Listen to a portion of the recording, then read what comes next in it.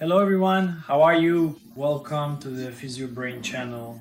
Today we're going to talk about, a rigid brain, about our brain's inability to change.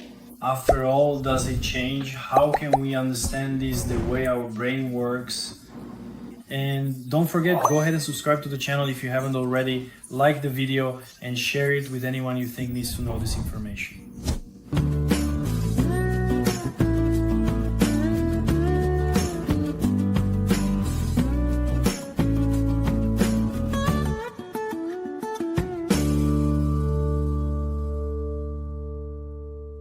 So guys, right, we know today, don't we? There's a lot of talk about brain transformation, about cerebral, neuronal and cellular adaptations that our body goes through, and especially our brain, right? It's known that our brain is a plastic structure, but it wasn't always like this.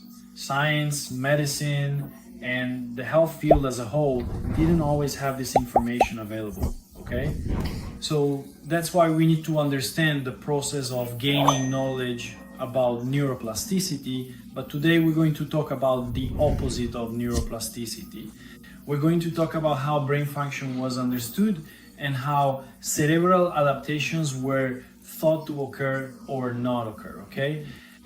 From that point on, a person would only experience cognitive decline in old age, in their senior years, right? And it wouldn't be possible to expand one's capacity, to improve skills, to increase IQ, so to speak, right? And that's why for a long time people believed in this kind of idea, this kind of theory, okay? The brain was seen as a rigid and fixed structure, and when changes occurred, right? A stroke, a trauma, something like that, these changes couldn't be reversed or compensated for.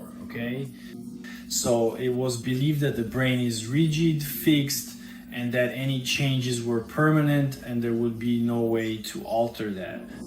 That's why in childhood there was a lot of stimulation for children, encouraging them to engage more in physical activities, cognitive activities, and intelligence building tasks, so that the child would acquire those abilities, right? Because it was believed that it would not be possible to develop other types of abilities and intelligences later on. And this kind of thinking, this kind of theory, was based on three main origins, right, for this way of thinking. The first of these is that patients with cognitive changes, brain alterations, with modifications when they suffered an accident, for example, right? A stroke, most of the time, these people did not fully recover, so it was believed that they would partially regain their movement, recover some mobility, but that the improvement was in the limb, in the arm, in the leg, in the hand, and not that the brain itself was restructuring and changing, right? So notice that the change they believed in was structural, okay? In the arm, in the leg, and not in the brain.